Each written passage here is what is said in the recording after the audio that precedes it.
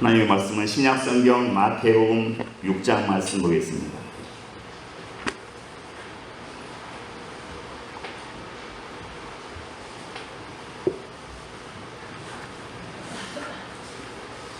마태복음 6장 16절에서 18절까지입니다.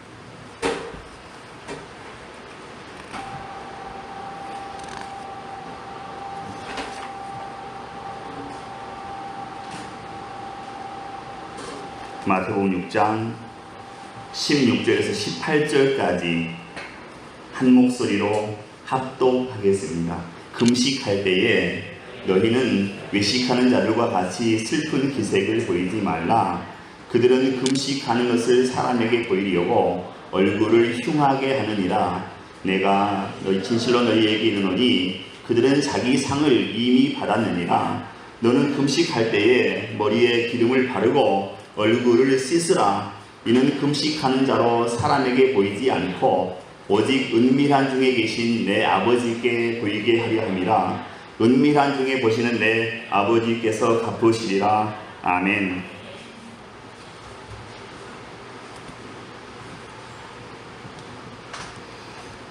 먹을 것이 있으면서도 먹지 않는 경우가 있습니다. 바로 금식이라고 합니다. 스스로 식욕을 억제하면서 자기 몸에 고통을 가하는 것입니다. 그래서 금식은 종교적 행위로 권장되기도 합니다. 이슬람교에 라마단이라고 하는 특별 금식 기간이 있습니다.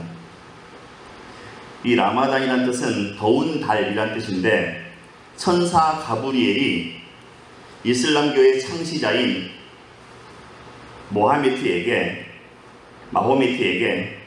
그들의 경전인 코란을 가르쳐준 그런 신성한 달이라고 해서 이슬람 교인들은 이 기간에 라마단이라고 해서 특별 금식 기간을 갖습니다.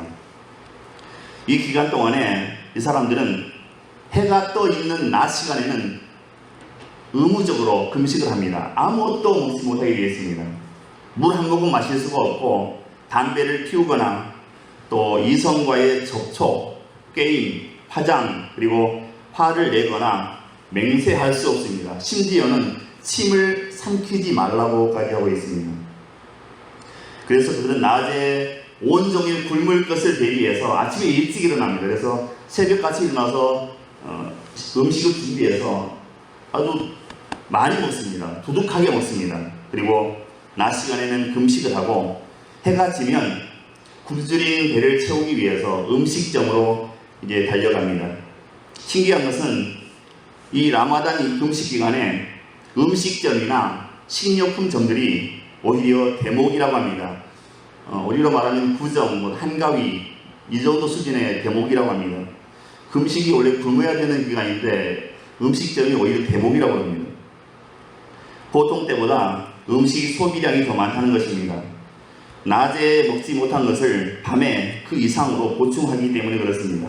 그래서 낮에는 금식, 밤에는 과식, 이런 재미있는 현상이 벌어지게 되는 것입니다.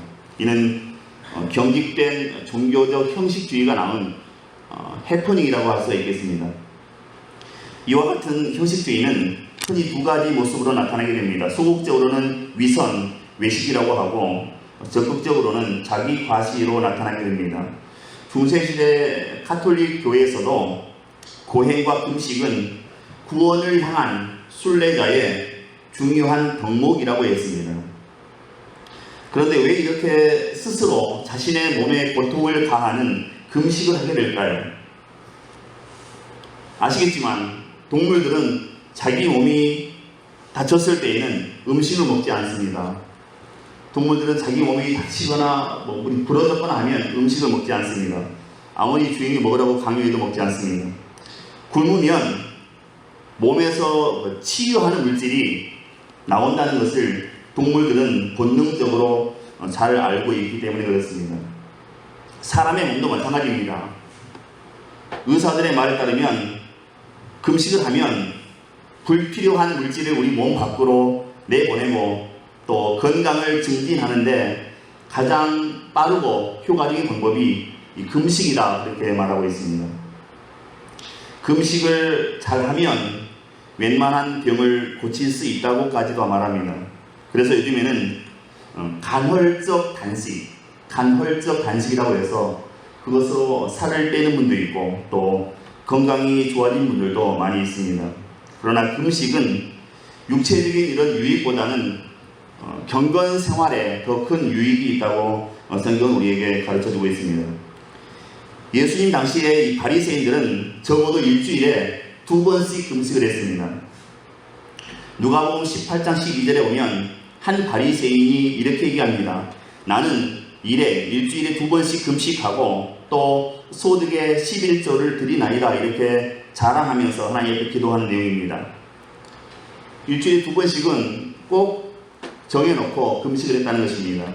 세례 요한이나 또 세례 요한의 제자들도 규칙적으로 금식을 했습니다. 그러나 예수님과 제자들은 규칙적으로 금식을 하지 않았습니다. 그래서 요한의 제자들이 예수님께 나와서 우리와 바리새인들은 금식하는데 왜 당신과 제자들은 금식하지 않습니까? 이렇게 물었습니다. 이때 예수님께서 이렇게 대답하십니다. 마태복음 9장 15절에 혼인집 손님들이 신랑과 함께 있을 동안에 슬퍼할 수 있느뇨. 그러나 신랑을 빼앗길 날이 이르리니 그때에는 금식할 것이라 이렇게 예수님 말씀하셨습니다. 유대인들은 잔치할 때는 금식을 하지 않았습니다. 도리어 그들은 먹고 마시며 즐거워합니다. 이처럼 예수님은 하나님의 나라가 다가왔기 때문에 금식하고 슬퍼할 필요가 없다고 말씀하신 것입니다. 오히려 하나님의 나라가 가까이 다가왔기 때문에 먹고 마시며 즐거워해야 한다는 것입니다.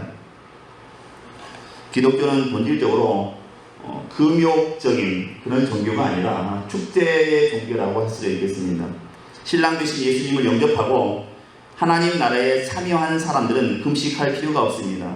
신랑 되신 예수님으로 인해 기뻐하며 즐거워해야 되는 것이지요. 그런데 예수님은 금식을 전혀 필요 없다고는 말씀하시지 않으셨습니다. 신랑을 빼앗길 날이 오리니 그때에는 금식할 것이라 이렇게 말씀하셨습니다. 슬픔의 때가 오면 슬픈 일을 당하면 금식해야 된다, 할 수 있다 말씀하신 것입니다. 예수님 자신은 슬플 때에만 금식하신 것이 아니라 하나님의 사명을 감당하기 전에도 금식을 하셨습니다. 마태복음 4장에 보면 예수님은 공생애를 시작하시기 전에 광야에서 40주야를 금식하셨다고 성경은 기록하고 있습니다. 사도행전 13장 2절에 보면 초대교회에도 금식했던 일이 기록되어 있습니다. 안디옥 교회가 바나바 사도와 또 바울 사도를 선교사로 파송할 때에 금식하고 위에서 기도하고 파송했다고 기록되어 있습니다.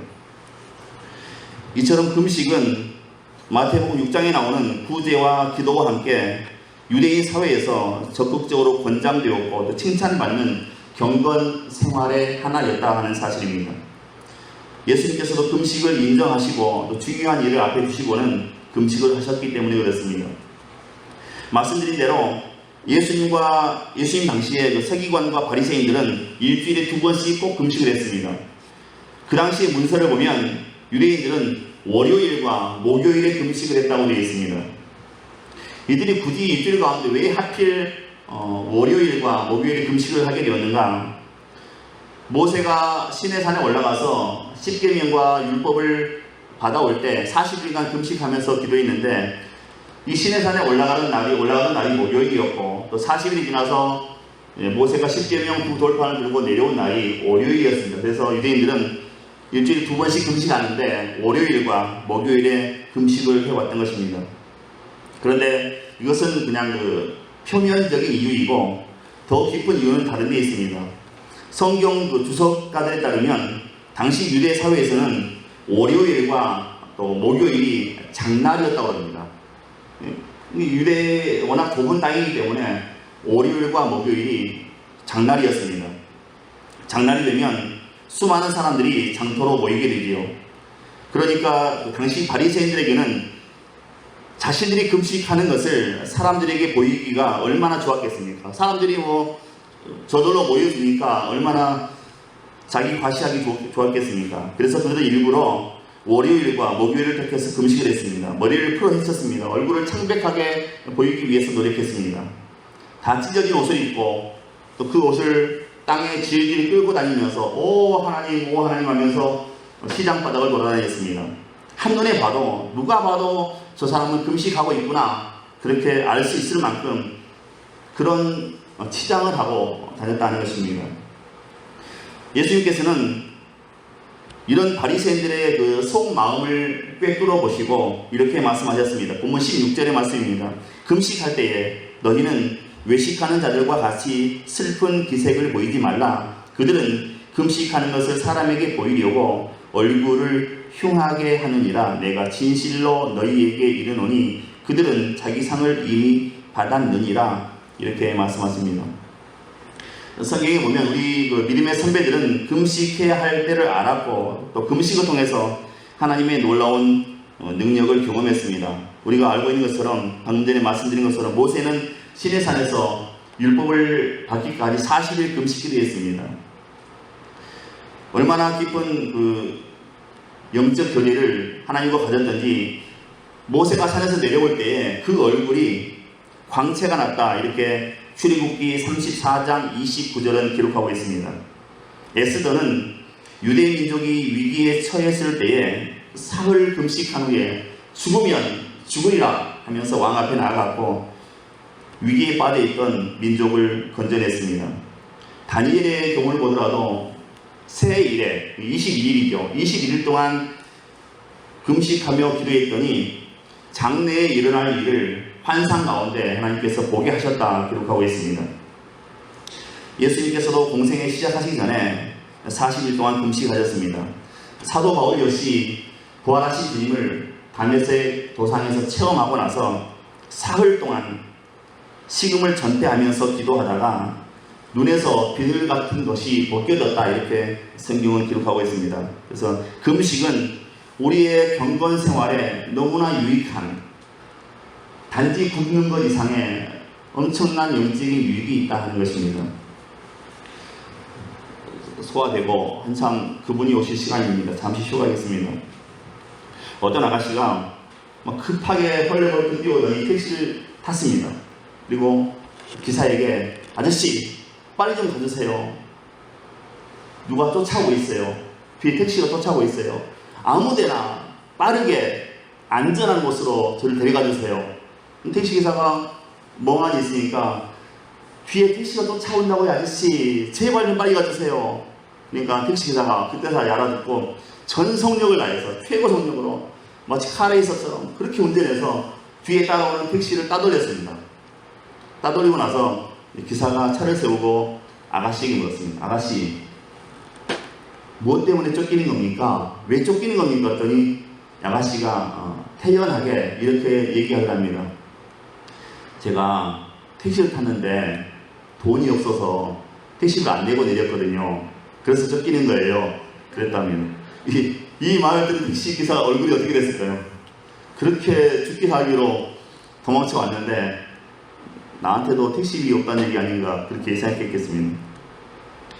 어떤 목사님이 그 담배 흡연하고 또 심혈관 질환과의 관계에 대해서 성도들 모아놓고 강의를 했습니다. 담배를 많이 피면 혈관벽에 염증을 일으키기 때문에 동맥경화를 촉진할 수도 있고 또 혈관 속에 피가 굳어서 생긴 혈전이 뇌로 가는 혈관 또 심장으로 가는 혈관을 막아서 그 뇌경색이나 또 심근경색을 일으킬 수 있습니다. 그래서 죽을 수 있습니다. 그래서 일반인보다 2~3배 그 사망할 확률이 높습니다. 이렇게 이제 성도들 모아놓고 강의를 했습니다. 그랬더니 한 분이 뒤에서 손을 들더니 목사님 하나님 믿으며 담배를 피우면 천국에 못 가나요? 질문했습니다. 그러니까 목사님이 아닙니다. 집사님 담배 피워도 천국 갈 수 있습니다. 그러니까는 그 집사님이 아주 흡족한 표정으로 예 아멘하고 앉았습니다. 그러니까 목사님이 마지막으로 한마디 했습니다. 담배 피워도 여러분 천국 갈 수 있습니다. 그런데 남들보다 훨씬 먼저 천국에 갑니다. 그렇게 얘기했다고 합니다. 이해가 되시는지 모르겠습니다. 어떤 분이 죽어서 믿음이 좋은 분인데 죽어서 천국에 갔습니다. 예수님을 만났습니다. 그런데 얼마나 신앙생활을 열심히 했는지 모르지만 예수님을 봤는데 이름이 생각이 나지 않는 겁니다. 인사는 해야 되겠고 이름이 생각이 안 나서 가서 그랬답니다. 고개를 꾹 뽑으면서 안녕하십니까? 말씀 많이 들었습니다. 이렇게 얘기하더라고요. 우리가 이렇게 믿음 생활하면 안 되겠지요. 예수님 이름 성자가 뭐 어렵다고 그거 천국 가서 예수님 이름을 몰라서 반갑습니다. 말씀 많이 들었습니다. 이렇게 하면 안 되겠죠. 한경기 목사님과 조용기 목사님에 대해서 여러분 잘 아실 것입니다. 이 두 분에게는 공통점이 있습니다. 교회를 개척해서 우리나라를 대표하는 대형 교회로 성장시키신 분들입니다. 이것이 첫 번째 공통점이고 또 하나의 공통점이 있습니다. 이분 두 분은 다 폐병 말기 환자였습니다. 죽음 문을 앞에까지 갔던 죽음의 문턱까지 갔던 폐병 말기 환자들이었습니다. 이분들이 그 죽음의 위기에서 생명을 걸고 금식하며 기도하다가 결국에 이제 하나님의 치유의 은혜를 경험하게 되었습니다. 그리고 우리가 잘 아는 대로 순복음교회, 여의도 순복음교회, 세계 최대 교회, 또 영락교회, 장로교에서 제일 큰 교회를 이제 세우게 되었습니다. 금식 기도는 우리 사람들의 그 생각의 크기를 훨씬 뛰어넘어서 하나님의 생각의 크기에 이만큼 나타나게 되는 것입니다. 그것이 바로 이 금식 기도의 힘이고 능력이라고 할 수가 있겠습니다. 그러면 우리가 금식할 때에 어떤 자세로 금식을 해야 되는가? 이사야 58장에 금식에 대해서 이렇게 세 가지를 말씀하고 있습니다. 첫 번째는 흉악의 결박을 풀어주는 것이다. 흉악의 결박을 풀어주는 것이다 말씀합니다. 이사야 58장 6절입니다. 나의 기뻐하는 금식은 흉악의 결박을 풀어주며 멍에의 줄을 끌어주며 압제당하는 자를 자유케 하며 모든 멍에를 꺾는 것이 아니겠느냐. 금식할 때 우리가 성경을 정말 한 글자 한 글자 제대로 보지 않으면 내가 금식하면 나의 흉악의 결박이 막 풀어진다고 생각하는데 절대 그렇지 않습니다. 여러분 성경 또박또박 한 글자 한 글자 보시기 바랍니다. 금식하면서 하나님이 기뻐하시는 금식은 내가 다른 사람의 흉악의 결박을 풀어주는 겁니다. 다른 사람의 고통의 멍에를 내가 끊어주는 것입니다. 이게 금식이라는 것입니다. 하나님이 기뻐하시는 금식입니다. 근데 우리는 내가 금식하면 나를 둘러싸고 있는 흉악의 결박이 풀어진다 생각하는데 그건 오산입니다. 오해입니다. 두 번째는 가난한 자를 구제하는 것이다. 7절에 말씀합니다. 또 줄인 자에게 내 식물을 나눠주며 유리하는 비밀을 내 집에 들이며 거쓴 자를 보며 입히며 또 내 고육을 피하여 스스로 숨지 아니하는 것이 아니겠느냐. 금식할 때 구제하고 나눠주고 베풀라 그런 말씀입니다. 이것이 하나님께서 기뻐하시는 금식하는 사람의 자세다 하는 것입니다.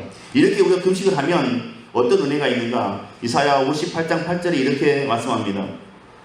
그리하면 내 빛이 아침같이 비칠 것이며 내 치료가 급속할 것이며 내 의가 내 앞에 행하고 여호와의 영광이 내 뒤에 호위하리니 이렇게 기록하고 있습니다.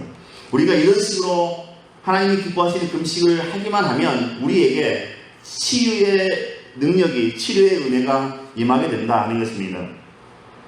우리가 어떤 그 질병, 고통 가지고 기도할 때 나 죽겠다고, 하나님 나 죽겠다고 이렇게만 할 것이 아니라 내가 선을 행하는 것, 흉악의 결박을 풀어주고 또 가난한 사람을 구제하고 이런 모습 우리 가운데 있다면 우리에게 놀라운 치유의 은혜가 임하게 된다 하는 것입니다. 사실 금식은 엄청난 고통을 동반합니다. 그만큼 철저하게 하나님께 모든 것을 맡긴다는 신앙의 고백으로 우리는 금식할 수 있습니다. 하나님만 온전히 의지하는 믿음으로 금식하는 것입니다. 그런데 금식 기도할 때 주의할 점도 있습니다. 그럼 목사님은 금식 잘합니까? 저 잘 못합니다. 저 굶는 거 아주 약합니다. 못합니다. 하나님이 아주 강하게 3일 이렇게 말씀하시면 하는데 제가 자발적으로 금식하기는 정말 어렵습니다. 굶는 거 힘듭니다. 근데 우리가 살다 보면 정말 해야 될 때가 있거든요. 그럴 때는 우리가 금식을 했으면 좋겠습니다. 금식 기도할 때에 주의할 점이 있습니다. 어디까지나 이 금식은 나의 신앙의 자세일 뿐이다 하는 것입니다. 금식하는 그 자체가 무기가 되어서 하나님과 협상한다든지 하나님을 협박하는 그런 근거가 되어서는 안 되는 것입니다. 금식 역시 기도의 일부분이기 때문에 그렇습니다. 금식 기도로 하나님과 투쟁하거나 하나님과 거래하려고 해서도 안 되는 것입니다. 금식하면서 우리는 하나님의 뜻을 점점 알아갈 수 있게 되는 것입니다. 다윗이 밧세바라고 하는 남의 여인을 취하려 그리고 임신했습니다. 아들을 낳았습니다. 근데 하나님께서 그 아이를 기뻐하지 않으시죠. 다윗이 불륜을 저질러서 아기를 낳았는데 하나님께서 기뻐하실 일이 없지 않습니까? 근데 아이가 태어나자마자 슬슬 아픕니다. 죽게 되었습니다. 그러니까 다시 일주일을 금식합니다. 하나님 이 아이 살려주세요. 일주일을 금식합니다. 신하들이 와서 왕이시여 그만하십시오. 나라를 돌보십시오. 이렇게 말도 해도 다윗이 일주일 동안 아무것도 먹지 않고 이 어린 핏덩이를 위해서 금식했습니다. 그런데 이 아이가 일주일 만에 죽게 되죠. 아이가 딱 죽고 나니까 다윗이 풀풀 털고 일어나서 음식을 먹었습니다. 신하들이 아니 왜 금식하더니 갑자기 일어나서 또 음식을 드십니까? 왕이 얘기하기를 아이가 살아있을 적에는 혹시 하나님이 나를 불쌍히 여기셔서 살려주실까 했지만 이제는 아이가 갔기 때문에 내가 하나님의 뜻을 받아들인다, 순종한다 그런 의미로 대답을 했습니다. 이것이 중요하다고 생각합니다. 금식하고 나서 내 뜻대로 안 됐다고 하나님 앞에 삿대질하고 하나님 협박하고 그러면 안 되는 것입니다. 우리가 하나님의 뜻에 순종할 수 있어야 되는 것이죠. 우리는 생명을 유지하기 위해서 음식을 먹습니다. 그런데 음식을 스스로 거부하고 금식하는 것은 식욕이라고 하는 욕망을 억제하고 우리 주님께 자신의 간절함, 진정성을 나타내고자 하는 것입니다. 또 음식을 먹지 않는다는 것은 자신의 생명을 담보하겠다는 상징이기도 합니다. 그만큼 자신의 모든 존재를 다 내거는 것이 금식 기도입니다. 금식 기도가 능력이 있는 이유가 바로 여기에 있습니다. 그래서 금식 기도는 비상 상황에서 자주 사용되었던 것을 우리가 성경에서 확인할 수가 있습니다. 또 하나 금식이 중요한 것은 이 금식을 함으로써 나를 지탱해주는, 내 삶을 지탱해주는 또 다른 음식이 있음을 알게 된다는 것입니다. 예수님께서 금식하실 때에 사탄으로부터 3가지 시험을 받으셨습니다. 첫 번째 시험이 바로 돌로 떡을 만들어 먹어라, 그 시험이었습니다. 이때 예수님 말씀하십니다. 마태복음 4장 4절에 사람이 떡으로만 살 것이 아니요 하나님의 입으로부터 나오는 모든 말씀으로 살 것이라 이렇게 대답하였습니다. 그래서 금식이라고 하는 것은 나를 지탱해주는, 내 삶을 지탱해주는 또 다른 양식, 또 다른 음식이 있음을 우리에게 깨우쳐주는 것입니다. 바리새인과 서기관들은 매주 월요일, 목요일에 그 시장 바닥에 나가서 막 거룩한 것처럼 금식 퍼포먼스를 하면서 사람들 앞에 칭찬도 듣고 평판도 얻었을 수 있습니다. 좋은 평판을 얻었을 수도 있습니다. 하지만 이 사람들은 이런 퍼포먼스를 하면서 사람의 칭찬을 얻었을지 모르지만 정작 금식이 그들에게 주는 영적인 유익은 하나도 얻지 못했습니다. 사람들에게 신경 쓰느라 금식을 통해서 우리가 집중해야 되는 대상인 하나님께는 집중하지 못했습니다. 관심을 기울이지 못했습니다. 실제로 이 적절한 금식이 주는 육신적인 유익도 많이 있습니다. 하지만 영적인 차원에서의 금식의 유익이 몇 가지가 있습니다. 첫 번째 유익은 영적인 민감함입니다. 금식을 했을 때 우리에게 얻어지는 영적인 유익 첫 번째가 영적인 민감함입니다. 우리 음식을 먹으면 위와 장에 혈액이, 피가 쏠리게 됩니다. 그만큼 뇌에 피가 잘 공급되지 않아서 뇌에 공급되어야 될 산소가 부족하기 때문에 밥을 먹고 난 뒤에 하품도 나오고 졸기도 하고 정신이 멍해지기도 하는 것입니다. 과식하면 할수록 정신이 멍해지는 것이지요. 금식은 우리 피가 우리 소화기관에 지나치게 집중되는 것을 막아주고 우리 뇌에 혈액을 원활하게 공급함으로써 정신을 맑게 해줍니다. 정신이 맑아지니까 영혼까지 맑아지게 되는 것이지요. 몇 끼 굶으면 앞이 해롱해롱 하는 것이 아니라 하나님 앞에 몇 개 금식함으로 인해서 우리의 영적인 시야, 영적인 눈은 훨씬 더 밝아질 수 있다는 것입니다. 마치 안개가 거치듯이 우리 앞에 영적인 세계가 더욱더 선명해지는 것이다 하는 것입니다. 이런 영적 민감함이 회복될수록 하나님께서 우리와 함께 하심을 더욱더 예민하게 알아차릴 수 있게 되는 것입니다. 그래서 더 우리의 삶을 든든하게 살아갈 수 있습니다. 이것이 우리가 금식을 통해서 얻게 되는 첫 번째 유익입니다. 영적인 민감함입니다. 예민함입니다. 두 번째는 절제의 능력입니다. 식욕은 인간의 가장 근본적인 욕구라고 할 수 있습니다. 그렇기 때문에 식욕은 절제하고 떨쳐버리기 어려운 욕구입니다. 식욕을 다스릴 수 있는 사람은 다른 모든 욕구도 절제할 수가 있게 됩니다. 일반적인 삶에 있어서 이 절제의 능력은 절대적으로 필요한 능력입니다. 먹고 싶은 대로 다 먹고 자고 싶은 건 다 자고 놀고 싶은 건 다 놀고 나면 어떻게 우리가 인생을 바르게 살 수 있겠습니까? 능력 있게 살 수 있겠습니까? 하고 싶은 것을 절제할 수 있어야 인생을 제대로 살 수 있고 또 성공적인 삶을 살아갈 수 있습니다. 욕구를 얼마만큼 절제하느냐가 우리 인생의 성패를 가름한다 하는 사실입니다. 영적인 생활은 더욱더 마찬가지입니다. 마지막 세 번째로 우리가 금식을 하게 됐을 때 얻어지는 영적인 유익은 기도의 응답입니다. 학사 에스라는 예루살렘에 귀환하면서 앞길이 평탄하기 위해서 하나님께 금식하면서 기도했을 때 하나님께서 그렇게 역사하셨습니다.